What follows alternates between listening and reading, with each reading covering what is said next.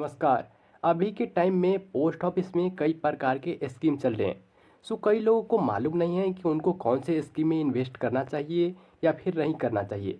हर जगह जो स्कीम है इसके अलग फायदे हैं और अलग नुकसान हैं, और हर अलग अलग स्कीम का अलग अलग टारगेट है। कई लोगों को ये मालूम नहीं रहता है और बाद में क्या करके इन्वेस्ट करके वो फंस जाते हैं। आज की इस वीडियो में हम पोस्ट ऑफिस के आरडी स्कीम के बारे में जानेंगे कि आरडी स्कीम क्या है, इसके क्या फ़ायदे हैं, क्या इसके नुकसान हैं, किसके लिए ये जो स्कीम है बेस्ट होने वाला है, इसमें आपको टैक्स का क्या आपको टर्म और कंडीशन देखने को मिलता है। सभी चीज़ें इसके बारे में हम डिटेल में जानकारी लेंगे।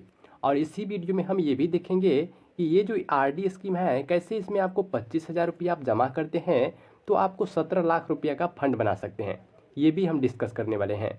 वीडियो को अंत तक ज़रूर देखिए। अगर आप पोस्ट ऑफिस के जो आरडी स्कीम है इसके बारे में जानकारी लेना चाहते हैं तो चलिए शुरू करते हैं।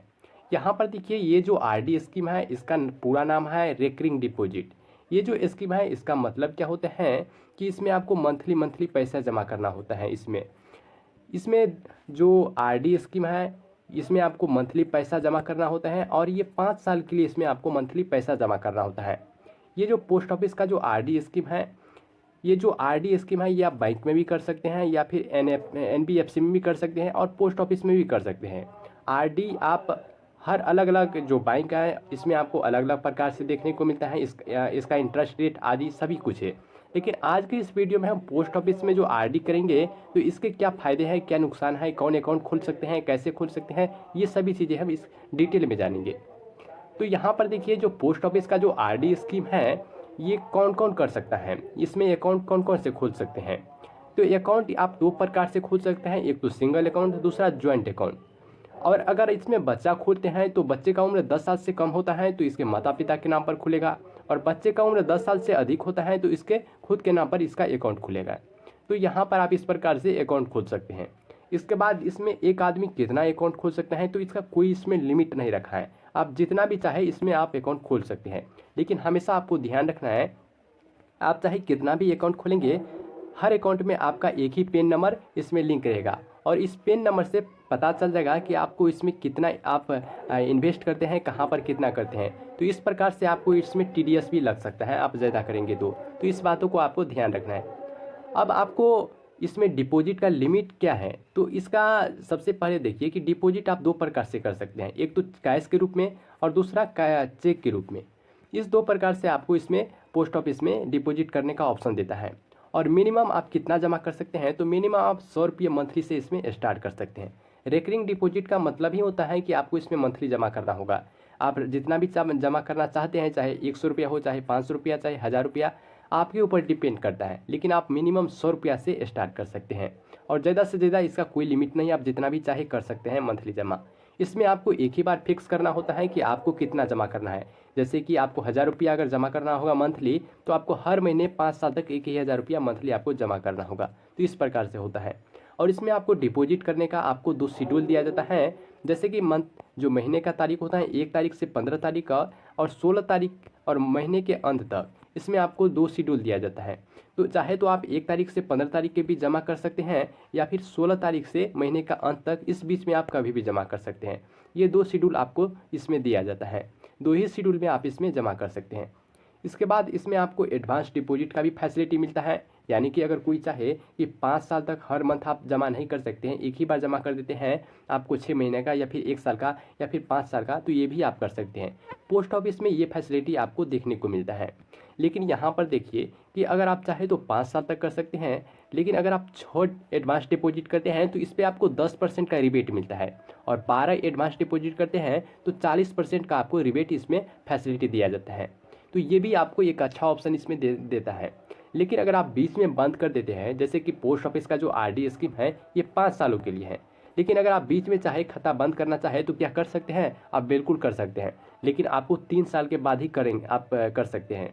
और इसमें जो आपको ब्याज दर मिलेगा सेविंग अकाउंट वाला मिलेगा। यानी कि 5 साल तक अगर आप पूरा करते हैं तो आपको आरडी स्कीम का जो इसमें ब्याज चल रहा है वही मिलेगा।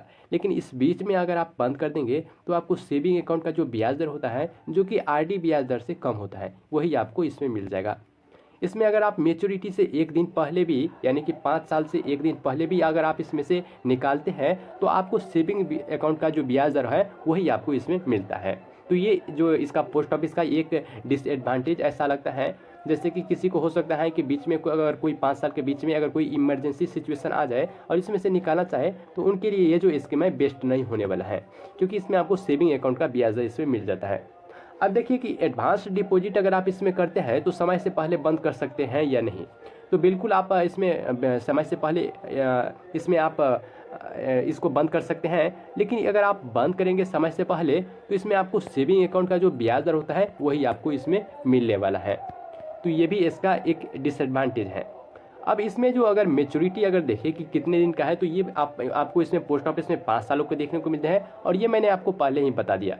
अगर आप 5 साल का समय पूर जाता है तो इसके बाद एक्सटेंशन भी कर सकते हैं, यानी कि अगर 5 साल के बाद अगर कोई जमा करना चाहे फिर से 1 साल 2 साल 3 साल जितना भी जमा करना चाहे जितना ही दिन वो कर सकते हैं। लेकिन इसमें आपको 2 ऑप्शन देखने को मिलता है। आप तो 5 साल के बाद इसमें जैसे आप जमा करते हैं वैसे जमा कर सकते हैं। दूसरा आप विदाउट जमा यानी कि आपका जो पैसा इसमें जमा हो गया है वो भी आप छोड़ सकते हैं।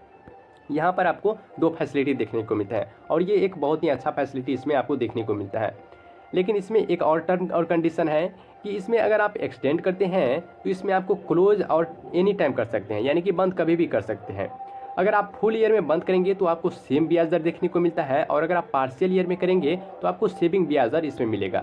यानी कि मान लो कि आप 2020 में आपका मैच्योरिटी पूर जाता है और 2021 तक आप जमा करना चाहते हैं, तो 2021 अगर पूरा पूर जाएगा तो इसमें आपको जो आरडी का जो ब्याज दर है वही आपको मिलेगा। लेकिन 2021 पूरने से पहले अगर आपने 6 ही महीने के अंदर निकाल लिया तो इसमें आपको जो सेविंग अकाउंट का जो ब्याज दर होता है वही आपको इसमें मिलेगा। तो ये भी इसका एक डिसएडवांटेज इसमें देखने को मिलता है। अब बात करते हैं कि अगर अकाउंट होल्डर अगर इसका मृत्यु हो जाता है तो इसमें आपको क्या होगा। तो अगर अकाउंट होल्डर का अगर इसमें मृत्यु हो जाता है तो अकाउंट का जो नॉमिनी होता है वो इस अकाउंट को संचालित कर सकता है।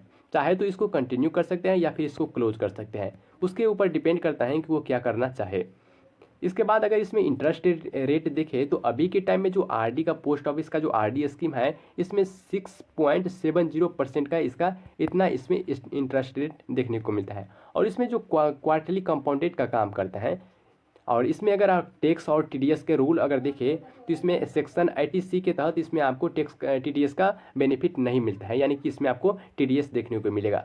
टीडीएस कितना लेगा, अगर आपका जो इंटरेस्ट है इसमें अगर 40,000 हो जाता है 1 साल के अंदर तो इसमें आपको 10% टैक्स लगेगा। और सीनियर सिटीजन को 50,000 रुपया रखा गया है, यानी कि 1 साल में 50,000 रुपया इंटरेस्ट हो गया तब इसका 10% लगेगा। और अगर आपको 40,000 से ज़्यादा हो जाता है तो कितना लगेगा, तो आपको टीडीएस इसमें 20% लगेगा। लेकिन आपको टीडीएस इसमें आप अवॉइड भी कर सकते हैं। अवॉइड करने के लिए आपको फॉर्म का 15G होता है इसका उपयोग करना होगा, इसके तहत आप इस टीडीएस को अवॉइड कर सकते हैं।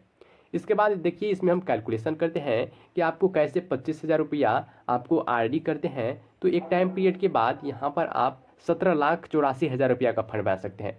देखो आरडी का मतलब होता है मंथली इन्वेस्टमेंट, तो मंथली अगर आप 25,000 रुपया अगर कोई मंथली इसमें इन्वेस्टमेंट करता है तो 5 साल के बाद क्या होगा, यानी कि 5 साल अगर आप 25,000 रुपया मंथली इन्वेस्ट करते हैं तो आपका जो इन्वेस्टमेंट अमाउंट होगा 15 लाख रुपया होगा, और रिटर्न आपका होगा 2,84,148 रुपये। इसके बाद आपका जो टोटल वैल्यू बन के तैयार हो जाता है 17,84,000 रुपये का। तो ये रहा इसका कैलकुलेशन। आई होप कि ये जो वीडियो है आपको पसंद आया होगा, और पोस्ट ऑफिस का ये जो आरडी स्कीम है इसके बारे में आपको पूरी डिटेल जानकारी मिली होगी। चलिए अगले वीडियो मिलते हैं। अगर आपका वीडियो अच्छा लगा तो वीडियो को लाइक कीजिए, चैनल सब्सक्राइब कीजिए एंड अपने दोस्तों को शेयर कीजिए।